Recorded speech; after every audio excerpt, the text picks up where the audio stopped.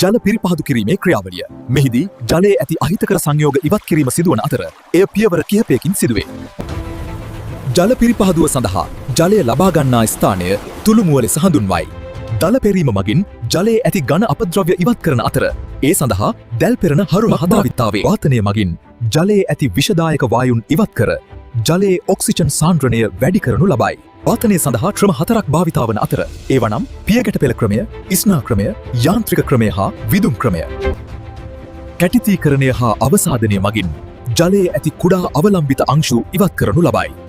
කැටිතීකරණයේදී ජලයට ඇලම් එකතු කරන අතර අදාළ අංශූන් එකිනෙක ආකර්ෂණය වී විශාල කැටිති නිර්මාණය වේ.